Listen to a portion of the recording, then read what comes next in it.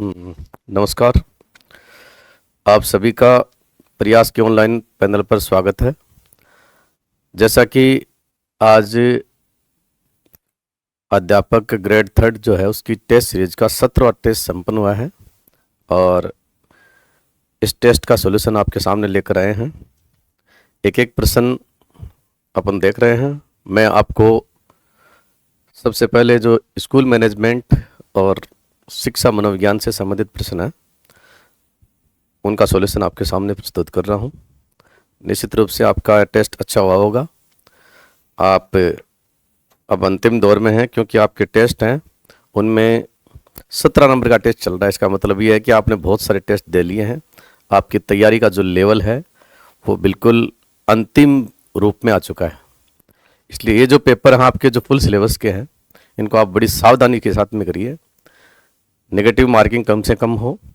प्रश्न अटेम्प्ट करें ऐसी बात नहीं है, लेकिन नकारात्मक अंकन है ना, इसको कंट्रोल करना पड़ेगा क्योंकि बहुत सारे अभ्यर्थी इसकी वजह से बाहर हो जाते हैं। प्रश्न पत्रों का स्वरूप है वो टिपिकल होता जा रहा है, चेंजिंग हो रही है, प्रश्नों का पैटर्न बदल रहा है, तो इसमें धैर्य की बहुत बड़ी आवश्यकता है। तो इस प्रकार के धैर्य के साथ में आप आगे वाले टेस्ट हैं वो लगातार देते रहेंगे। आपका जो उत्साह है वो वास्तव में प्रशंसनीय है क्योंकि लगातार आपकी संख्या है वो बनी हुई है। सभी बच्चे लगातार टेस्ट दे रहे हैं, तो टेस्ट छोड़े नहीं, सारे टेस्ट देने हैं। पता नहीं लास्ट वाले पेपर में से ही कुछ प्रश्न आ जाएं, सेकंड लास्ट वाले में कुछ प्रश्न आ जाएं, इसलिए पेपर सारे देने हैं आपको। एक एक करके अपन देखते हैं। चलिए शुरुआत करते हैं पहले प्रश्न से। 18 मई 2020 को राज्य सरकार के आदेशानुसार असुविधाप्रद समूह, अलाभप्रद समूह है या असुविधाप्रद समूह जो होता है उसके अंदर किसको काउंट किया जाता है? तो ये किससे संबंधित आप सब जानते ही हो। देखिए आरटी की धारा 12 जो है उसमें मान्यता प्राप्त गैर सरकारी विद्यालयों में अलाभप्रद समूह और दुर्बल वर्ग के बच्चों को 25% सीटों पर आरक्षण दिया गया है। इस आरक्षण से संबंधित ये सवाल है। तो ये जो धारा 12 में आरक्षण दिया गया उसमें जो शब्द दिया अलाभप्रद समूह है या असुविधाप्रद समूह है, इसके अंदर कौन कौन आता है? तो इसके अंदर मैं आपकी जानकारी के लिए बता दूं कि इसमें 10 कैटेगरी शामिल है। राजस्थान सरकार के इस ऑर्डर के अनुसार इसमें 10 कैटेगरी है, जिसमें एससी है, एसटी है, ओबीसी है, एमबीसी है, इसके अलावा अनाथ बालक है, इसके अलावा कैंसर और एड्स पीड़ित माता पिता की संतान या कैंसर या एड्स पीड़ित बच्चा है वो भी इसमें लाभान्वित हो सकता है। इसके अलावा बीपीएल परिवार है उसके हैं, इसके अलावा विकलांग या दिव्यांग हैं वो भी शामिल हैं, और इसके अलावा युद्ध वीरांगना की संतान है वो भी शामिल है। युद्ध वीरांगना, इस प्रकार से देखो ये 10 कैटेगरी हैं टोटल। तो यहां जो कैटेगरी दे रही है उसमें ओबीसी के बच्चे हैं, बिल्कुल हैं, एमबीसी के बच्चे भी हैं, एमबीसी के बच्चे भी हैं। ईडब्ल्यूएस कैटेगरी इसमें नहीं है, ध्यान रखना। क्यों? क्योंकि ईडब्ल्यूएस वाले जो बच्चे हैं ना उनकी कोई अलग से कैटेगरी नहीं है। आर्थिक रूप से कमजोर जिनके माता पिता की आय 2.5 लाख रुपए से कम है वो कौन से वर्ग में आ जाते हैं? दुर्बल में। इसलिए ईडब्ल्यूएस को इसमें शामिल नहीं किया गया है। बीपीएल परिवार शामिल है, तो 3 को काट दो, 1, 2 और 4 सही है। 1, 2 और 4, तो आपके सामने केवल 1, 2 और 4 सही है। डी उत्तर हो गया इसका। आगे आ जाइए। अगला प्रश्न है SIQE। SIQE का पूरा नाम पूछा है, तो ये आप सब जानते हो शिक्षण अधिगम से संबंधित एक नवाचार है जिसका पूरा नाम है राज्य में गुणवत्ता युक्त शिक्षा हेतु पहल, जिसको अपन बोल सकते हैं state initiative for quality education. State initiative, तो ये तो देखो सब में लिखा हुआ है। उसके बाद में जो आएगा स्टेट इनिशिएटिव फॉर आएगा, फॉर दोनों में है, ठीक है। State initiative for quality education, ये यहां क्वांटम शब्द आ गया, तो ये गलत हो गया, क्वालिटी एजुकेशन सही हो गया। उत्तर हो जाएगा बी। SIQE के बारे में आप सब जानते हो। 2015-16 के अंदर राजस्थान सरकार ने कक्षा 1 से 10 और 1 से 12 तक जो स्कूल चलते थे उन स्कूलों में कक्षा 1 से 5 के लिए 3 प्रकार की गतिविधियां हैं वो इस प्रोजेक्ट में शुरू करी थी। SIQE में 3 प्रकार की गतिविधियां चलती है।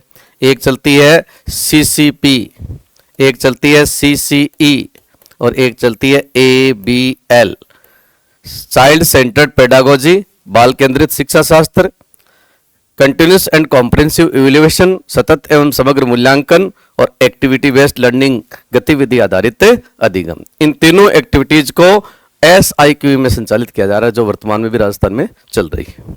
आगे चलिएगा। अगला प्रश्न है 9 नंबर। राजस्थान निःशुल्क अनिवार्य बाल शिक्षा अधिकार नियमावली 2011 के नियम 14 के अनुसार राजस्थान सरकार ने किस अधिनियम के अनुसार बिना मान्यता विद्यालय स्थापित नहीं किए जा सकते? अगर राजस्थान में किसी को प्राइवेट स्कूल स्थापित करनी है तो राज्य सरकार से मान्यता लेनी पड़ेगी, लेकिन ये कह रहा है कि बिना मान्यता के स्कूल नहीं चल सकते, क्योंकि धारा 18 में साफ साफ लिखा हुआ, RT की धारा 18 में लिखा है कि कोई भी स्कूल सरकार से बिना मान्यता प्राप्त नहीं संचालित होगा। अगर कोई संचालित करता है तो अधिकतम 1 लाख रुपए जुर्माना है, प्रतिदिन 10,000 रुपए जुर्माना है। तो राजस्थान में अगर कोई सरकार कोई भी मान्यता प्राप्त विद्यालय खोलना चाहता है, सरकार से मान्यता लेना चाहता है, तो उसको कौन से अधिनियम के तहत मान्यता लेनी पड़ेगी? तो इसका उत्तर सही है, राजस्थान गैर सरकारी शिक्षण संस्थान अधिनियम 1989। इसके मानक और मापदंड पूरे करने होंगे, तो उत्तर होगा सी। 9 में सी हो गया भाई। आगे चलिए। अगला प्रश्न है 14 नंबर। निःशुल्क और अनिवार्य बाल शिक्षा अधिकार अधिनियम 2009 RT 2009 की धारा 29 जो है, उसके अंदर जो शक्तियां प्रदत्त की गई हैं, 29 में आप सब जानते हो मूल्यांकन प्रक्रिया और पाठ्यक्रम निर्धारण करने की शक्ति है। तो ये शक्ति है वो केंद्र सरकार ने ये शक्ति किसको दी है? यानी प्रारंभिक शिक्षा में पाठ्यचर्या और मूल्यांकन की प्रविधि को निर्धारित करने के लिए किस संस्था को अधिकृत किया है? तो आप सब जानते ही हो, पूरे देश में स्कूल एजुकेशन का करिकुलम डिसाइड करने के लिए और मूल्यांकन प्रक्रिया डिसाइड करने के लिए NCERT है, उसको प्राधिकृत संस्था घोषित किया गया था। और आप सब जानते हो ये काम 31 मार्च 2010 को ही कर दिया था गवर्नमेंट ने, अधिनियम लागू होने के एक दिन पहले ही। ठीक है, NCERT national council of educational research and training, राष्ट्रीय शैक्षणिक अनुसंधान एवं प्रशिक्षण परिषद। उत्तर हो गया B, NCERT। ओके, 14 में B उत्तर है। आगे चलिएगा। अगला प्रश्न है मुख्यमंत्री शिक्षित राजस्थान अभियान MSRA, बिल्कुल शिक्षण अधिगम के नवाचारों से संबंधित प्रश्न है। ठीक है, हाँ, क्या लिखा है इसके बारे में? पहली बात, ये अभियान राजस्थान के शिक्षा में बढ़ते कदम RKS MBK, बिल्कुल राजस्थान के शिक्षा में बढ़ते कदम, इसी का नया रूप है। बिल्कुल सही है। यह अभियान 29 मार्च 2025 को राज्य में शुरू हुआ, यह भी सही है। यह अभियान राज्य में उपचारात्मक शिक्षण एवं NEP को गति प्रदान करने के लिए दिया गया। ठीक है, उपचारात्मक शिक्षण और NEP 2020 है ना, इसको गति प्रदान करने के लिए बिल्कुल सही है। NEP को लागू कराने के लिए और रिमीडियल टीचिंग प्रोग्राम ही है। तो उत्तर हो गया 1, 2 और 3, तीनों हो गए, तो कथन D सही हो जाएगा। 1, 2 और तीनों सही है। आगे चलिएगा। 19 नंबर प्रश्न में आ जाओ। मुख्यमंत्री निःशुल्क यूनिफॉर्म वितरण योजना, सरकारी स्कूलों के अंदर आप सब जानते ही हैं कि ये योजना चल रही है। तो इस योजना की अपन बात करें, पहली बात, 29 नवंबर 2022 को जयपुर में मुख्यमंत्री अशोक गहलोत ने इसकी शुरुआत करी थी। बिल्कुल करी थी साहब, एकदम सही है। इस योजना का लाभ राजकीय विद्यालयों, मदरसों, विशेष प्रशिक्षण केंद्रों में अध्ययनरत 1 से 8 तक के बच्चों को ये लाभ दिया जाएगा। ये बात सही है, लेकिन पूरी तरह से सही नहीं है। विद्यार्थियों के खाते में DBT के माध्यम से कितने रुपए डाले हैं? 600 रुपए डाले हैं। बिल्कुल सही है ये भी। और ये राशि यूनिफॉर्म और बैग के लिए दी गई है। बिल्कुल दी गई है, यूनिफॉर्म खरीदो और बैग खरीदो इससे। तो बात A भी सही है, C भी सही है, D भी सही है। B में कुछ बात तो सही है, राजकीय विद्यालयों के बच्चों को तो दी गई, लेकिन मदरसों के बच्चों को यूनिफॉर्म नहीं दी गई है। ठीक है, अन्य स्कूलों के वालों को नहीं दी गई है, केवल राजकीय विद्यालयों में 1 से 8 तक के बच्चों को दी गई। इसलिए 2 कथन है वो पूरी तरह से सही नहीं है। उत्तर होगा ACD। तो ACD में ऑप्शन चुन लीजिए। आगे ऑप्शन क्या है भाई? आगे सॉरी, ACD तो असत्य कथन पूछा है, ऑप्शन कुछ नहीं है। तो असत्य कथन के अंदर अपना जो उत्तर जो है वो B हो जाएगा। इस प्रकार से 20 का उत्तर होगा 19 नंबर का। आगे आ जाओ 25 नंबर क्वेश्चन में आओ। राजस्थान के विद्यालय विकास में SDMC की बात कर रहा है भैया, ध्यान रखना, SMC की नहीं, SDMC की। तो SDMC तो 9 से 12 तक के लिए होती है। यह कक्षा 9 से 12 तक की शैक्षणिक गुणवत्ता सुधार के लिए काम करती है। बिल्कुल करती है। दूसरा, इसका अध्यक्ष निर्वाचित अभिभावक होता है, नहीं होता भैया। एसडीएमसी का अध्यक्ष अभिभावक नहीं होता है, एसएमसी का अध्यक्ष होता है ना, वो तो अभिभावक होता है। और एसडीएमसी होती है ना, उसका अध्यक्ष जो होता है वो प्राचार्य यानी प्रिंसिपल होता है, संस्था प्रधान होता है एसडीएमसी का। तो दूसरी बात गलत हो गई, पहले सही है। इसमें 2 विद्यार्थी प्रतिनिधि और 2 विधायक प्रतिनिधि बिल्कुल होते हैं। एसडीएमसी में जो 23 सदस्य होते हैं ना, उन 23 में 2 स्टूडेंट होते हैं, 2 एमएलए द्वारा नॉमिनेट होते हैं। इसकी मासिक बैठक अमावस्या होती है, दोनों की मासिक बैठक अमावस्या होती है। तो ये बात भी सही है, ये भी सही है। उत्तर हो गया इसका बी गलत है, बाकी सही है। असंगत पूछा है। आगे आ जाओ 28 नंबर क्वेश्चन। 28 नंबर क्वेश्चन में ध्यान दीजिए। राष्ट्रीय शिक्षा नीति 2020 के तहत राष्ट्रीय मूल्यांकन केंद्र की स्थापना की गई है। उस मूल्यांकन केंद्र का नाम आप सब जानते हो, क्या नाम है उसका? उसका नाम है परख। कब स्थापित हुआ? 8 फरवरी 2023 को। दीक्षा तो आप सब जानते हो कि पोर्टल है, प्रशस्त है वो विकलांगता जांच उपकरण है, प्रबल है वो जीवन कौशल से संबंधित कार्यक्रम है। तो ये तीनों अलग चीज हो गई, तो उत्तर हो गया इसका ए। ठीक है, ये बोर्ड परीक्षाओं से संबंधित मानक और मापदंडों को स्थापित करने के लिए परख नाम का एक मूल्यांकन केंद्र स्थापित किया गया है। तो 28 में परख सही हो जाएगा। 31 किसने कहा कि शिक्षा मनोविज्ञान की वह शाखा है जो शिक्षण और अधिगम दोनों से संबंधित है। आपका जो प्रश्न नंबर 31 की बात कर रहे हैं अपन 31 की, तो 31 के अंदर जो बात है उसमें ये पूछ रहा है कि साहब शिक्षा मनोविज्ञान वह मनोविज्ञान है जिसका संबंध क्या है? शिक्षण और अधिगम दोनों से है। तो शिक्षण और अधिगम दोनों से है, ये बात किसने कही है? ये तो कथन है, सीधा सीधा पड़ा है, B.F. स्किनर का है। आगे बढ़ते हैं।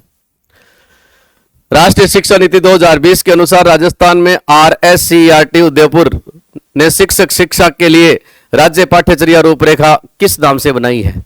देखो इसका नाम है state curriculum framework for teacher education, SCFTE, और ये बढ़ाई है वर्ष 2023 में। तो 23 तो खाली एक में ही है, कौन से ऑप्शन में है? पहले में ही है, state curriculum framework for teacher education.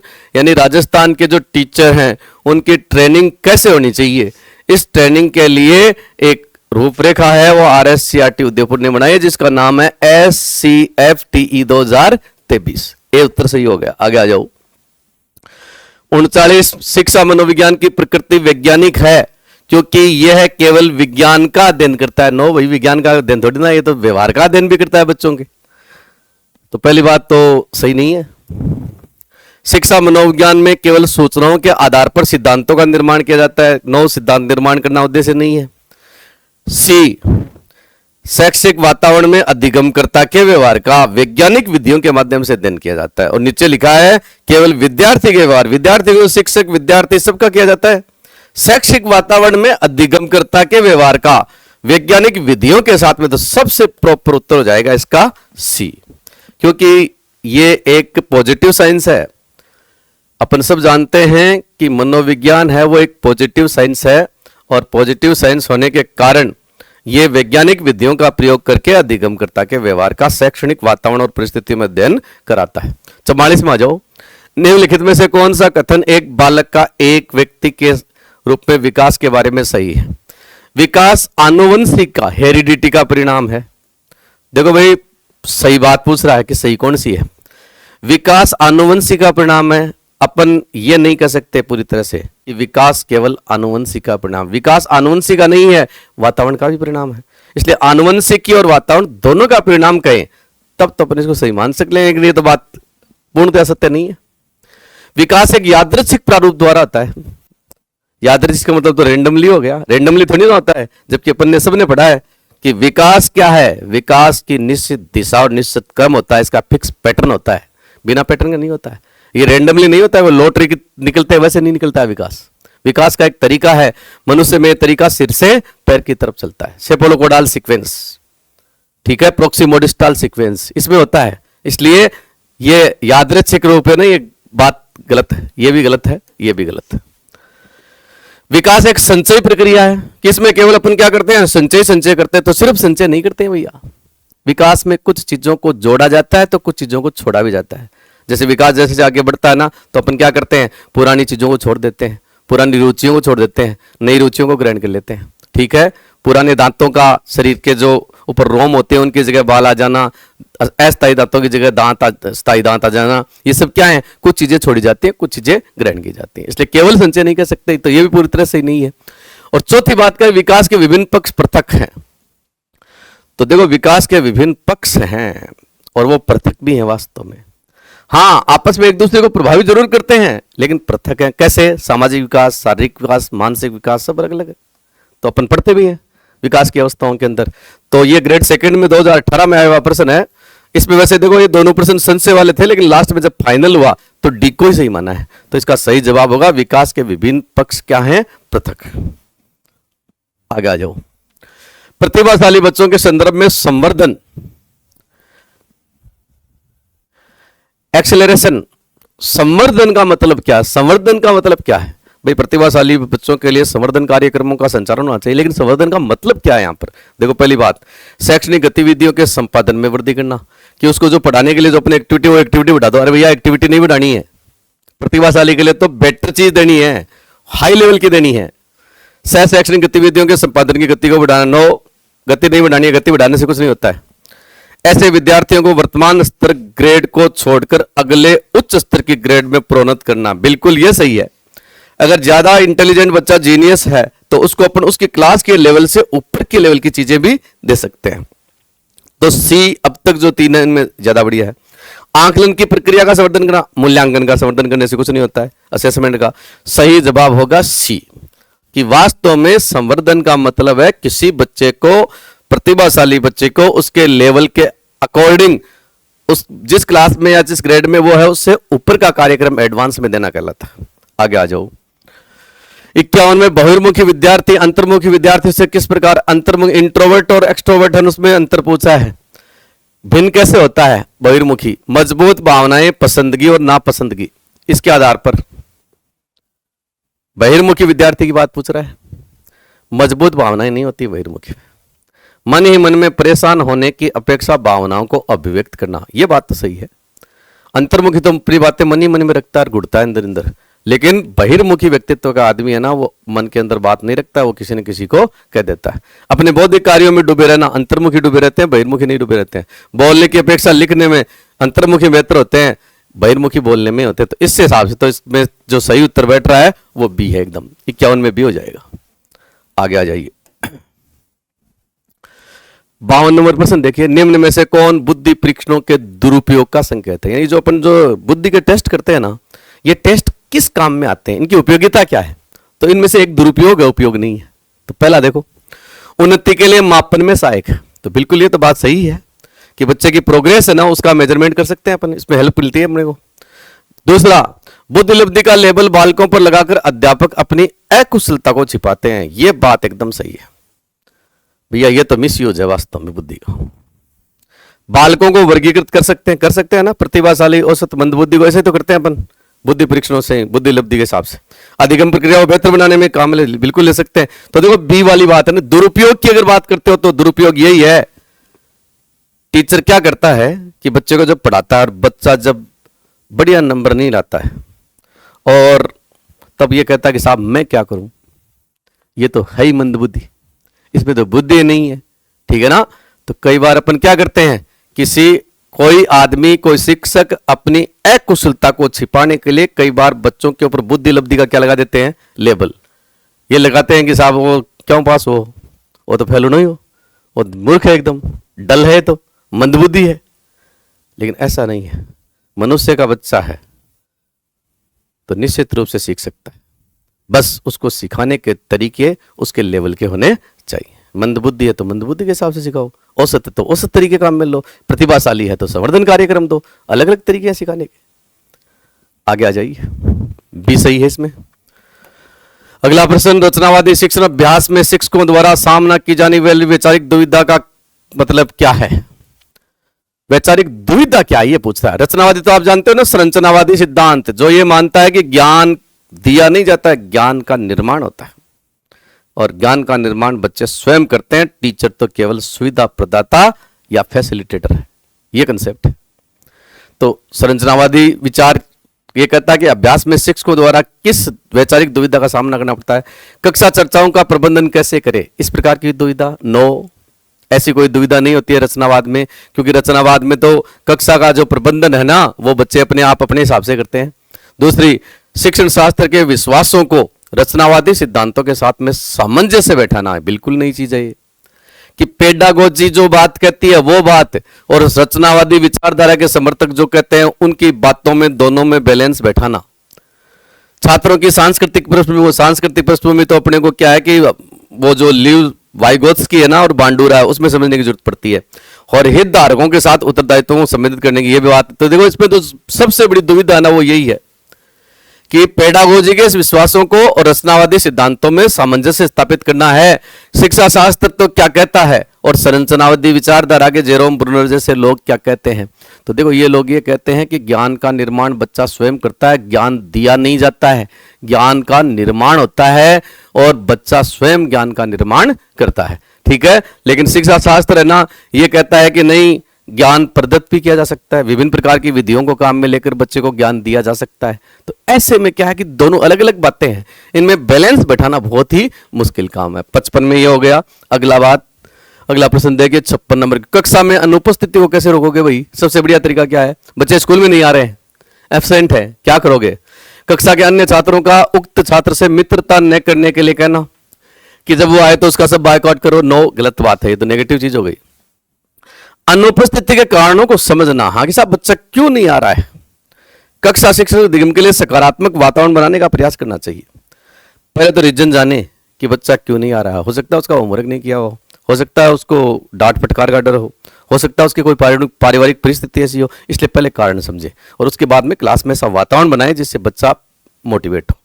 बिल्कुल बी बहुत अच्छा ऑप्शन है। फिर भी सी को देख लेते हैं। जब ऐसा कोई विद्यार्थी कक्षा में उपस्थित हो तो उससे पिछले पाठों से संबंधित प्रश्न पूछना चाहिए, वापस भाग जाएगा, ऐसा नहीं करना है। दंड के माध्यम से, दंड की चीज तो देखो खत्म है, साइकोलॉजी मानती नहीं इस चीज को। आगे चलिए। सीखना तब तक सही है ढंग से होता है जब इसकी संतुष्टि मिलती है और सीखने वाले को इससे खुशी मिलती है। थॉर्नडाइक के सीखने के 3 नियम आप सब जानते ही हो। पहला तत्परता का नियम, दूसरा अभ्यास का नियम, तीसरा प्रभाव का नियम। अगर प्रभाव अच्छा पड़ता है, संतुष्टि मिलती है कि हाँ साहब एकदम संतुष्टि मिल गई कि हाँ समझ में आ गई बात, तो देखो प्रभाव और परिणाम जो है ना वो एक ऐसा नियम है जो संतुष्टि से अधिगम करता है कि संतुष्टि संबंधित है, इसलिए इसका जो सही जवाब हो जाएगा वो बी हो जाएगा। 62 आगे आ जाओ। एक आंतरिक बल जो प्रोत्साहित करता है, अंदर का बल जो आपको मोटिवेट करता है, व्यवहार प्रतिक्रिया लिए बाध्य करता है, आप रेस्पॉन्स करो, कोई काम करो, इसके लिए बाध्य करता है, उस प्रतिक्रिया को विशिष्ट दिशा उपलब्ध कराता है, उसको अपन वचनबद्धता कमिटमेंट कहते हैं, इमोशन कहते हैं या अध्यवसाय कहते हैं, उसको कहते हैं अभिप्रेरण, मोटिवेशन। ये मोटिवेशन है जो आंतरिक शक्ति है, जो आदमी को अंदर से कुछ काम करने के लिए प्रेरणा देती है, उसे कुछ रेस्पॉन्स करने के लिए बाध्य करती है, ठीक है ना, और विशिष्ट दिशा में काम करने के लिए आगे बढ़ाती है, अभिप्रेरणा कहलाती है। ठीक है, मोटिवेशन हो जाएगा। इस प्रकार से आपकी जो 67 क्वेश्चन है ये नंबर क्वेश्चन है कंप्लीट हुआ और अपन ने इस पेपर के सारे प्रश्न जो मनोविज्ञान और शैक्षिक प्रबंधन से संबंधित थे उनको क्लियर कर लिया है। आगे भी लगातार बने रहिए, आपका सॉल्यूशन है वो लगातार चलता रहेगा। धन्यवाद। हेलो साथियों, मैं जे.एच. चौधरी, प्रयास के डिजिटल मंच से आपका हार्दिक स्वागत। आपका जो टास्क बेस्ड टेस्ट सीरीज चल रहा है, अब फुल टेस्ट चल रहे हैं। उम्मीद करते हैं आपकी तैयारी बहुत बेहतर गति से चल रही होगी। तो हिस्ट्री के संबंध में जो भी क्वेश्चन है उसके ऊपर हम आज डिस्कस करने वाले हैं।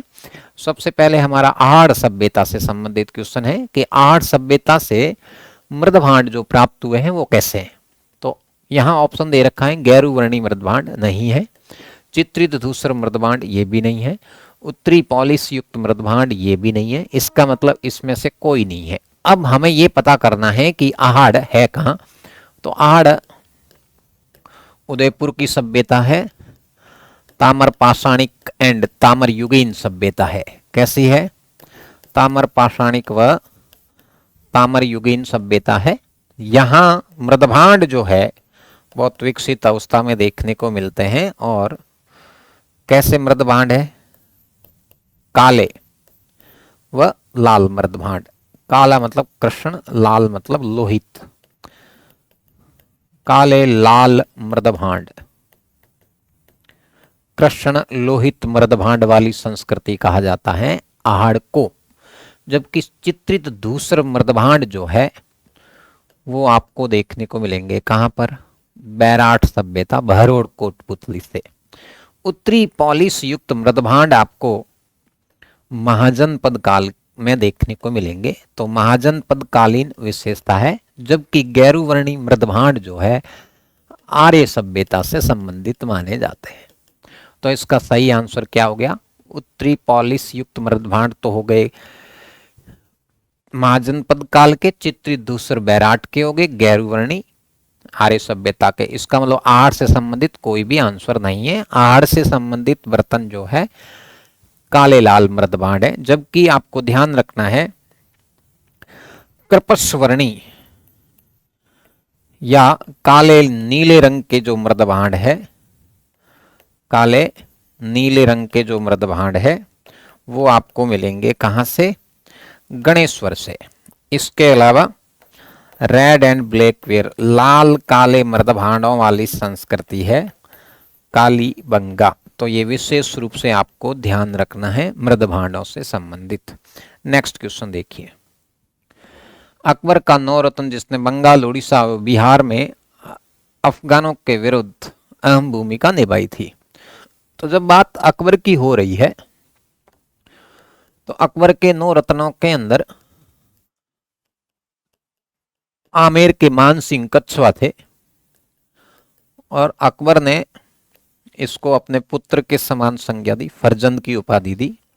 कालांतर में इसको अपना मुख्य सेनापति नियुक्त किया और 3 प्रदेशों का इसको सूबेदार नियुक्त किया जाता है, अर्थात प्रांतीय गवर्नर, जिसमें काबुल, बिहार और बंगाल का गवर्नर नियुक्त किया।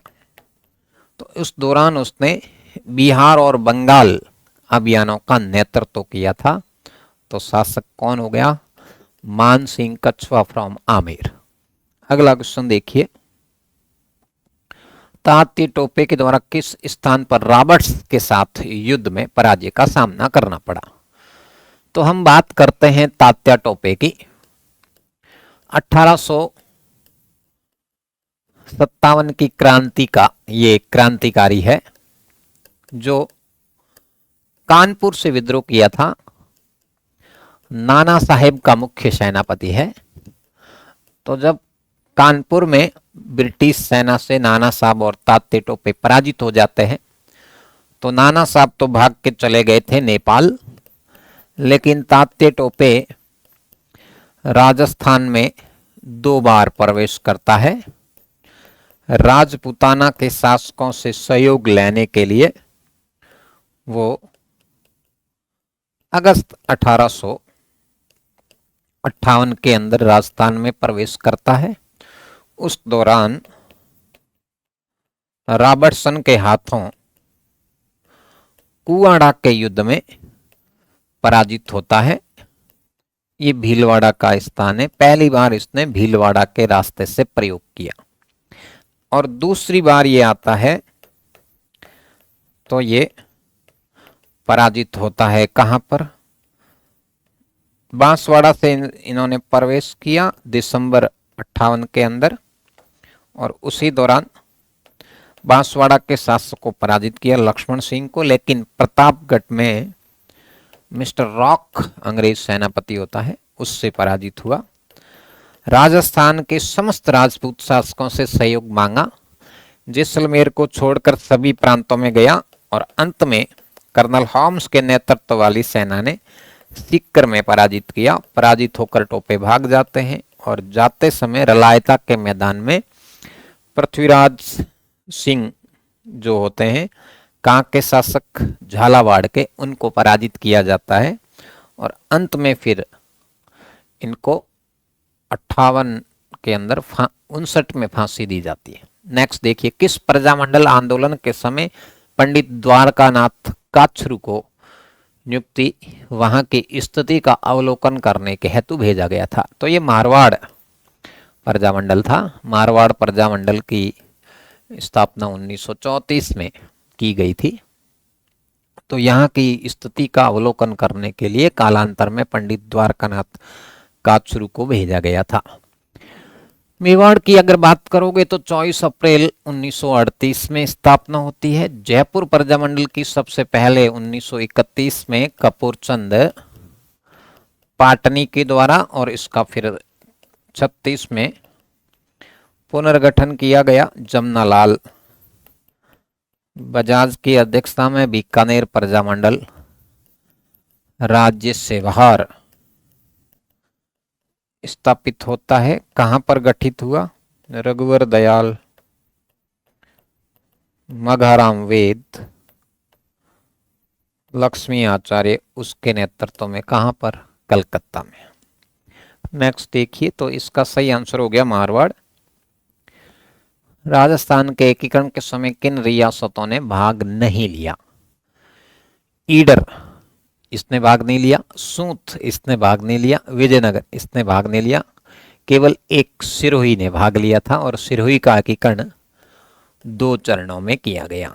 तो 1, 2, 3 जहां भी आंसर है वो आपका सही है। ईडर, सूंत और विजयनगर को मिलाकर महागुजरात संघ बनाने के प्रयास में चल रहे थे। चलिए नेक्स्ट क्वेश्चन क्या है?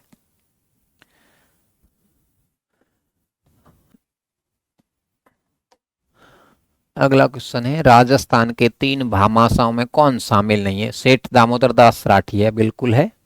राष्ट्रीय आंदोलन में आंदोलनकारियों को धन उपलब्ध करवाया था। सेठ नरसिंहदास भी है, घीसूलाल जोजड़िया भी है, लेकिन द्वारकादास नहीं है। अगला क्वेश्चन देखिए, गुरु गोविंद गिरी द्वारा किस स्थान पर संप सभा की स्थापना की गई थी? तो संप सभा की जो स्थापना हुई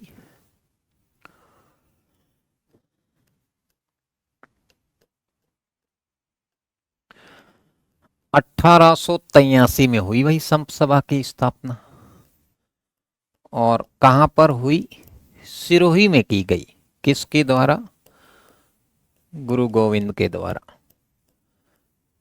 गुरु गोविंद ने आदिवासियों में जन जागृति और सामाजिक उत्थान लाने का प्रयास किया था संप सभा के माध्यम से, जिसका अर्थ होता है आपसी भाईचारा स्थापित करना। अब आप ऑप्शन देख रहे हो तो ऑप्शन में सिरोही नहीं है। इसका मतलब आप ये कहोगे कि यदि सिरोही ऑप्शन में नहीं होता है तो फिर इनका जो मूल गांव है, पैतृक गांव है बेड़सा, बेड़सा के अंदर इन्होंने संप सभा की स्थापना की। राइट आंसर ये माना जाएगा, ठीक है ना। लेकिन पहली प्रायोरिटी आपको सिरोही देनी है। अगर दोनों ऑप्शन में सिरोही होता तो आपको सिरोही के साथ जाना पड़ता। सिरोही ऑप्शन नहीं है तो फिर बेड़सा होगा। बेड़सा से ही इन्होंने 1908 के अंदर भगत आंदोलन की शुरुआत की। गोविंद गुरु मूल रूप से बंजारा फैमिली से बिलोंग करते थे, और कालांतर में इन्होंने भगत पंथ की स्थापना 1911 में यहां से की थी, बेड़सा गांव से, जो डूंगरपुर में पड़ता है। कोलियारी गांव की आप बात करोगे तो ये उदयपुर में है। मोतीलाल तेजावत की जन्म स्थली है, और तेजावत ने एक ही आंदोलन चलाया था आदिवासियों के उत्थान के लिए। मानगढ़ पहाड़ी पर आदिवासियों की सभा होती है नवंबर 1913 में, जहां गोलीबारी हुई और हजारों की संख्या में आदिवासी शहीद हुए। ईडर गुजरात का इलाका है, तो बेड़सा से जब गोविंद गुरु को निष्कासित कर दिया था तो ईडर के परगने में रहे।